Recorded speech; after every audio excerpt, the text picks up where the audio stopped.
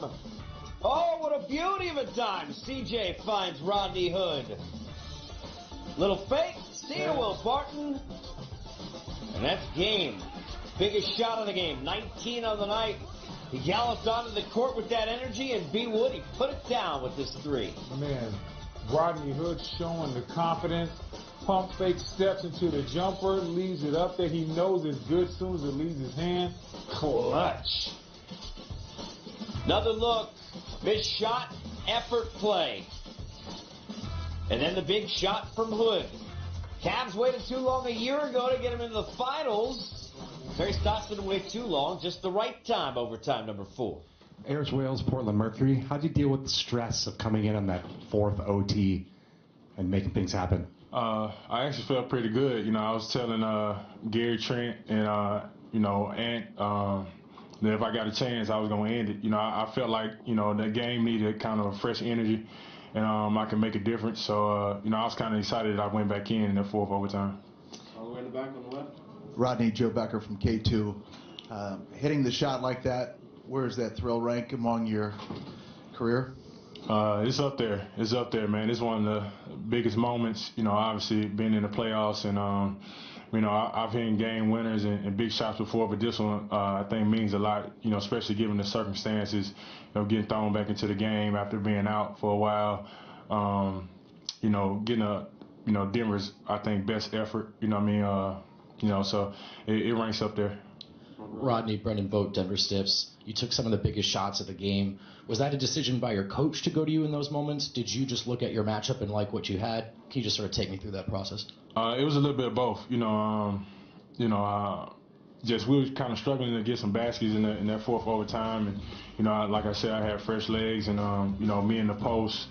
I like that matchup really against anybody, so, I got my first bucket, got to go down, and coach kept going to me, and then CJ hit me with a hell of a pass, after a rebound, and trusted me. I think that's a big thing that we talk about, just trusting each other, and that was a big-time pass by him. Second row. Royce Young, ESPN. Rodney, for you personally, after last year's playoffs and how that went for you, to get this kind of opportunity and come up in this spot, what does it mean personally for you? It means a lot. I mean, that's God. I stayed patient, didn't get down on myself, even when a lot of people did. Trusting God. I just didn't give up. I didn't give up on myself. And I just kept playing, kept working, and I had no idea that I'd end up here in Portland in this type of situation. But to be here, to have my family in the crowd, when I saw a lot of disappointment on that, not disappointment, but sad faces last go around, to be here, is very emotional for me, to be quite frank, so a lot more basketball to go though, a lot more basketball, but it feels good right now. Thank you. Appreciate it. Am I remembering as the Rodney Hood game, or perhaps remember that time that you watched 4 overtimes, the game where CJ was brilliant? Big plays by everybody. Cantor, a heroic type performance, visibly in a ton of pain. Jokic, 60-plus minutes. And Dame, it was Dame time as well. 28, 8, and 6. Here he is after the win. Right here on your left. Dame. Mike Richmond, NBC Sports. Can you just describe the feeling when you realized this game was finally over and you'd won it?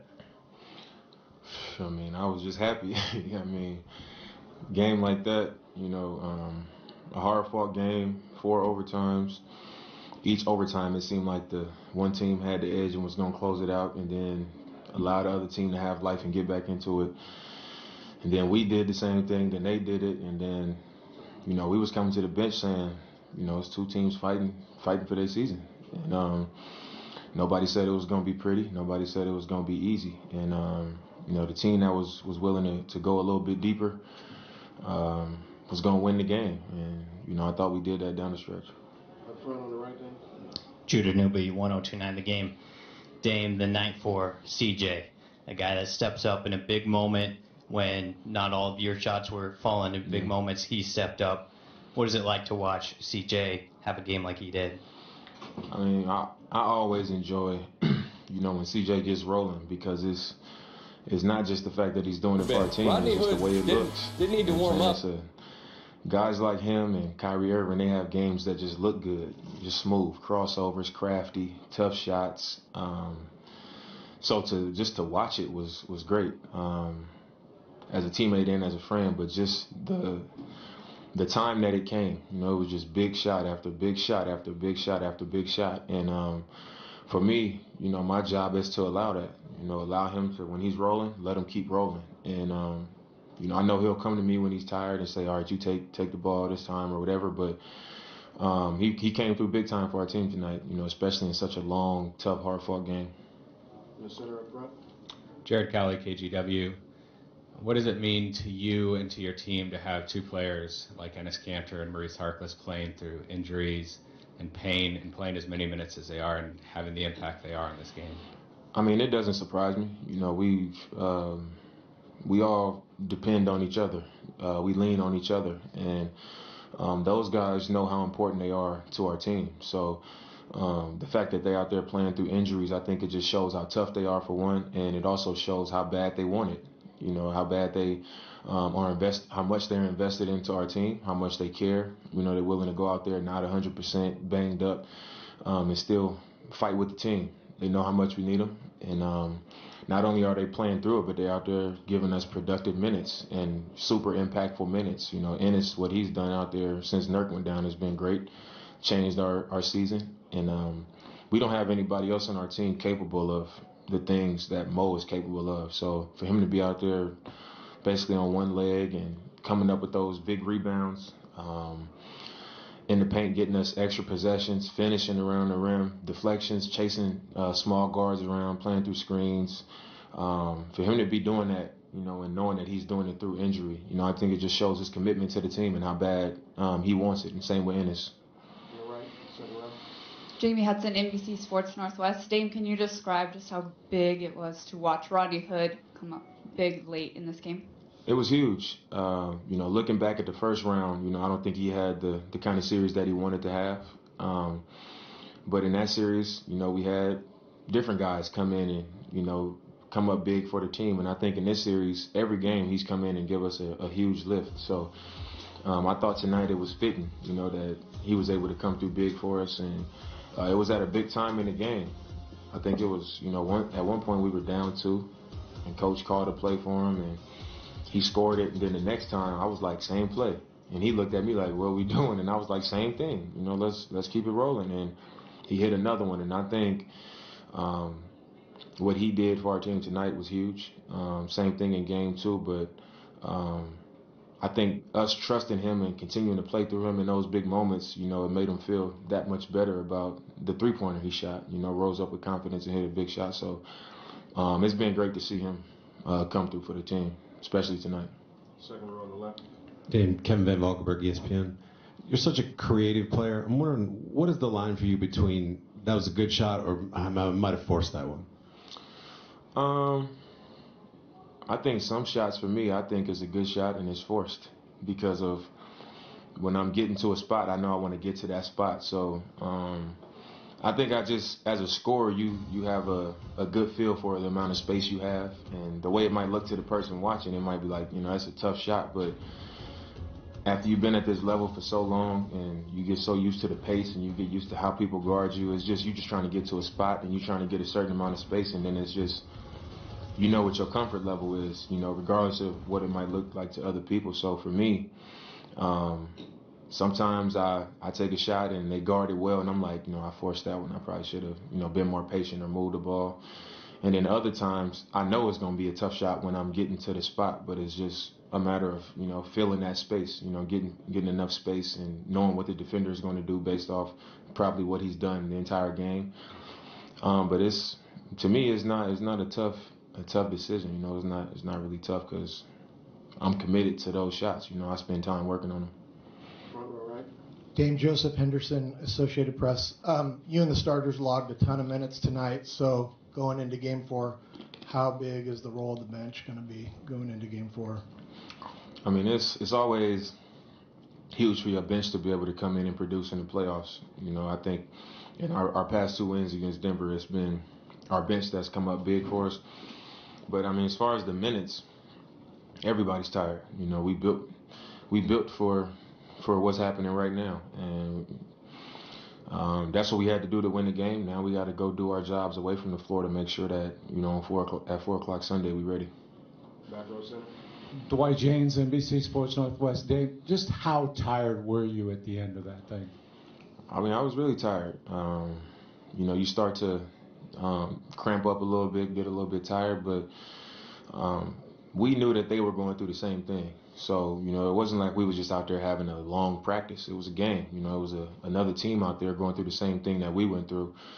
So, like I said earlier, it was just a matter of who's going to dig deeper. You know, who's going to fight through and get that one extra rebound, that one extra stop, that one loose ball, make that free throw. You know, who's going to be the team to do those things in these last 2-3 minutes of this overtime. And, you know, tonight we were that team. Could you actually see the difference, Dame, in a guy like Rodney Hood who comes in with fresh legs on a court with guys who've been playing all those minutes?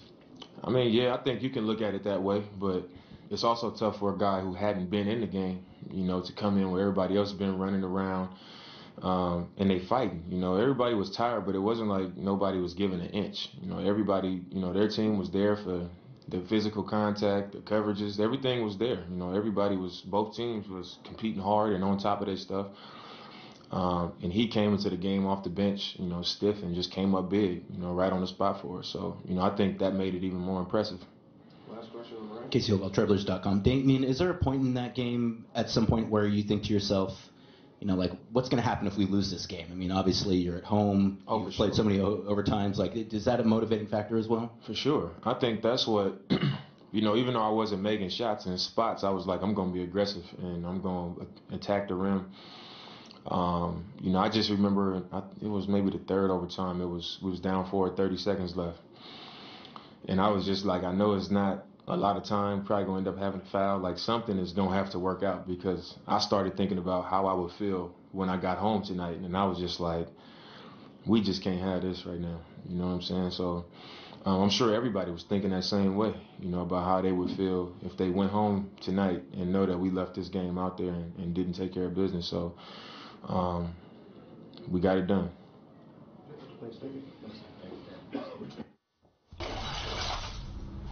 Look, I mean, unbelievable game when you think about Dame Lillard, and he talked about the enjoyment of watching C.J. McCollum. There's such a mutual respect between the two, and I think it's something that we talked about in pregame as well, but they both needed to come through. C.J. McCollum, certainly a huge night.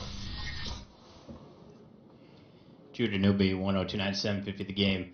CJ, 41 points in this game speaks for itself. That jacket, though. Real player. Where'd you get that jacket, man? Have you rocked that before this year? Shout out to my agent, Sam Goldfeder. Love, baby. He's the one that got it for me. And he asked me when I was going to wear it, and I was like, second round. So I make sure he got to the second round so I could wear it. I've been wearing suits, you know, for a while. I got a lot of suits, and I just wanted to be comfortable today. Didn't know I was going to be here till midnight, but I felt like the time was right. In my head, I was like, all right, second round. Once we come back to the crib, I'm going to wear my starter jacket, and then I got a nice little jean jacket I'm going to wear next game. So hopefully that brings us some more luck. On the left here against the wall. Sorry, no more close questions. Mike Rich, NBC Sports. CJ, when you see Ennis playing through, obviously, the amount of pain he's playing in, what does that mean to you? What does it sort of do for you? I mean, it's important for us as a team. You know, we've gone through a lot this season. Obviously, big fella out, you know, Nurk. We miss him dearly, and I'm glad he's been around the practice facility lately, you know, rehabbing. And, you know, just to see another big man get hurt and, you know, kind of battle injuries is tough. But, you know, he's a strong guy. He knows we need him. And he's given us a lot of energy, a lot of effort. And I don't know why he keeps doing jump balls. But, you know, we'll have to figure that out. But he's been an immense help for us, and it was a great acquisition. Back row center, please. C.J. Carey-Eggers, Portland Tribune. Not that they're not paying attention to you, but double teaming Dame almost every drive. Do you feel like you need to do a little bit more in that situation on the offensive end? I just try to be me. I try to be as aggressive as possible, you know, pick my spots and attack. as the game gets closer and as the game is on the line and down the stretch, that's when I try to be more aggressive and take advantage. So, they guard different ways in pick and roll. They switch. Sometimes they trap. Sometimes they hedge. You just have to make the right decisions and live with the results. And I think we did that tonight. On the left, please, second row. CJ, Kevin Valkenburg, ESPN. When Dan was in here, he was talking about when you get going, your game is really pretty for him to watch. Like it's almost aesthetically pleasing. What do you think your game looks like when you feel like you're on a roll? I mean, I can score at all three levels, so I think that it's very versatile. Mid-range, I can shoot threes, catch and shoot off the dribble. I got floaters, quick finishes. So, like you said, I think that it's the art of hard work, the art of late nights in the gym. It's sacrificing countless hours and working on shots so I can shoot right leg, right hand, left leg, left hand. Quick floats, step backs, things of that nature. And 6'3", 6'4", 198 pounds. It's hard out here, but sometimes I make it look easy. Up front on the left. CJ, Brendan Vogt, DenverStiffs.com. At the end of a game like that, are you guys aware of sort of who's tired and how tired they are, and are you trying to exploit that? Or is it just sort of an even playing field at that point? Everyone's scrapping? No, I think some of them were very fatigued. You can see the look on their face. And they're coming off a 7-game series, so it's to be expected. I always say, I'm under 200 pounds, so everybody over 250 got to be exhausted at this point, because it's just more pressure on your joints. So, just got to try to attack, take advantage, and that's when it comes down to H&P in your heart. Loose balls, defensive stops, trying not to miss short, all those things make a difference. Back row center. Dwight James, NBC Sports Northwest. CJ, Rodney Hood talked about the great pass that you sent to him, but he also talked about the idea that you showed trust in him, even throwing him the ball. Can you talk about that? Rodney's been a great addition for us. He stepped up. We welcomed him with open arms. We've seen the work ethic. We've seen the versatility, and I think now he's putting it all on display for you guys. He hit some big baskets for us. Defensively, he gives us length. And, I see him at the corner of my eye when I rose, and I was like, okay, if I do miss this, it's probably going to come back to me. So I followed, and I jumped. And right when I jumped, I looked, and I was like, uh-oh. I got excited, so I was like, trying to throw it as fast as possible. And when he pump faked it, I was like, uh-oh. Again, he sidestepped and cashed out, and I was like, big shot, right? We needed that because I don't know what was going to happen, down the stretch, fourth or fifth overtime. Back row center. Mike Malone called this an instant classic, CJ. What would you call it? Yeah, I thought it was a hard, competitive game. Probably, very pleasing to watch from a fan's point of view. It's fun to play in. I think it was a roller coaster of emotions, highs and lows, bad possessions, great possessions. I just think that we did enough down the stretch to get stops. And first four overtime games since 1950. So hopefully there's no more of those for a while. What's it like to play 60 minutes? You ever done it before? I haven't. It takes me back to my younger AAU days with King James, playing 4, 5, 6 games in a day. Eating McDonald's and Burger King in between. Now it's a little different. Playing 60. You just got to be in shape. You got to take advantage of each possession and take care of your body. I think that we do a great job of doing that. And me personally, I pride myself on preparation. So you got to be ready regardless. That's it, guys. Thanks. Yep. Same time. No joking matter for 65 minutes for Nikola. One missed free throw he won't forget.